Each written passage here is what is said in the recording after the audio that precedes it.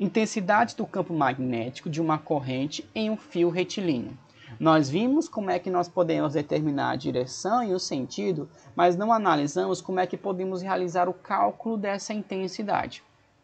A intensidade do vetor de indução magnética produzida por um fio retilíneo que transporta a corrente elétrica é obtida por...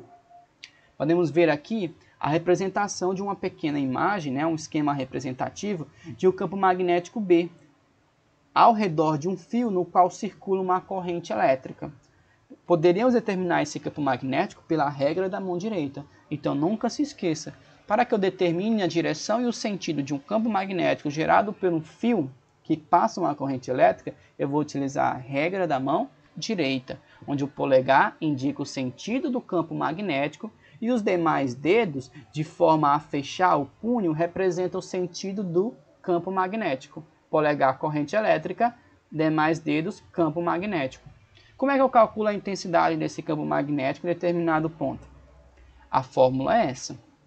A intensidade do vetor indução magnética, o símbolo de indução magnética, é dada pela letra B, Letra B representa a intensidade do vetor indução magnética, onde a sua unidade de medida é Tesla, onde a abreviação desse Tesla é a letra T, ok? Assim como no cálculo de força elétrica ou de campo magnético, nós tínhamos sempre associado uma constante que dependia do meio. Aqui nós também teremos essa constante que depende do meio, onde ela é o μ0. Quando ela for μ0, significa que essa constante está no vácuo. Então ela vai ter um valor constante, que depois nós iremos ver na resolução de exemplos. μ0, ela representa o quê? A constante de permeabilidade magnética no vácuo.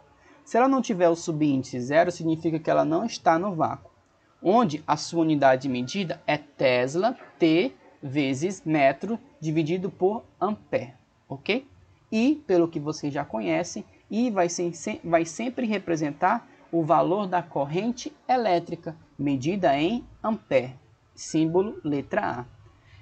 Esse produto da constante de permeabilidade pela corrente, ele é dividido pelo valor de 2π, 2π é um valor constante, 2 é um número, e π é um valor aproximado de 3,14, e D vai representar o quê? A distância, no caso a distância entre o centro do fio e o ponto que você pretende calcular a intensidade do vetor indução magnética.